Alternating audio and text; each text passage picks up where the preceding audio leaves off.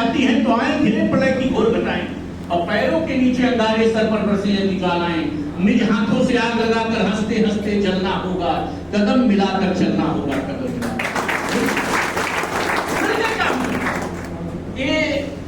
ये अलग काम करें और बी अलग काम करें। उनकी जिम्मेदारी इसलिए बढ़ जाती है कि किसी व्यवस्था के जहां भ्रष्टाचार है, जहां किसी गरीब आदमी के साथ न्याय नहीं हो रहा है, कोई आदमी, लोग कहते हैं वकीलों की बड़ी बुराई होती है, आजकल सब लोग बुराई करने में वकीलों के लगते हैं। इस कौम में ही ऐसी कचहरी के अंदर कोई नंगे पांव चला है, उसका भी मुकदमा वकील लड़ने के लिए तैयार है। या अकेले ऐसी पवित्र जगह है नहीं, कोई कह नहीं सकता नहीं लड़े दलजीत सिंह, लड़ेंगे एपी सिंह, नहीं लड़े प्रशांत सिंह अटल, लड़ेंगे राम प्रसाद, कोई न कोई मुकदमा लड़ेगा जरूर, फ्री में लड़ेगा, इस आशय से लड़ेगा कि आगे कभी फीस देगा, लेकिन उसको न्याय जरूर मिलेगा। इसलिए आप अपनी जिम्मेदारी को समझिए। मैं इतना ही कहना चाहता हूं, तुम्ही ने रक्त देकर रंग के उत्सव मनाए थे, तुम्ही तो सर कफन बांधे सरे मैदान आए थे, तुम्हारे ही जलाने से जलेगी क्रांति की ज्वाला, जरूरत पड़ गई है फिर तुम्हारी आज भारत को।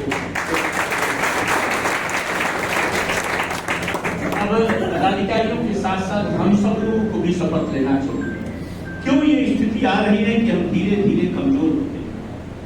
5 शपथ हम लोगों को आज लेने की आवश्यकता। पहला शपथ ये लेने की जरूरत है कि हम कम से कम काले कोट के बिरादरी वाले अपने बिरादरी वालों की सार्वजनिक बुराई तब तक नहीं करेंगे जब तक कोई तथ्य नहीं। तथ्य है तो ठीक है, नहीं साहब वो दलाल है, नहीं साहब वो गड़बड़ है, नहीं वो ऐसा करते हैं, उन्होंने ऐसा कर दिया, बिना तथ्य के बिक गई बार, लूट लिया बार को, लूट लिया बार काउंसिल को।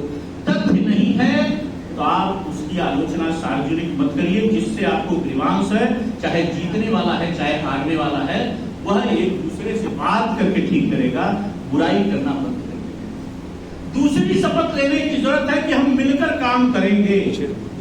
जीत गए एपी सिंह और हार गए दलजीत सिंह, दोनों लोग मिलकर कैसे अधिवक्ताओं की बेहतरी के लिए लड़ेंगे, यह दोनों की जिम्मेदारी है, कुंभ का मेला नहीं है।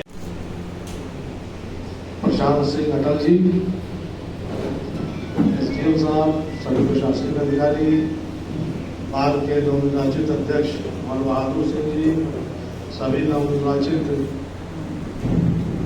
पदाधिकारियों को बहुत बहुत शुभकामनाएं, बहुत बहुत हार्दिक बधाई। सभी अधिवक्ता बंधु, सभी अतिथिगण, अभी इसके पहले दोनों लोगों ने कहा कि जो जीत गया उसको बधाई, और जो दूसरे नंबर पे आया उसको भी बधाई। तो दूसरे नंबर पे 2 ही पे चुनाव था, बाकी निर्विरोध था, तो बाकी में दूसरा नंबर कोई है ही नहीं है। अब बचे जो 2 लोग पे चुनाव था, उसमें दुइये लोग लड़े, एक ही किसी उनमें से 2 में से किसी एक को जीतना था। बहरहाल दोनों जो हारे प्रत्याशी है उनको भी बहुत बहुत शुभकामनाएं। अगली बार हो सकता है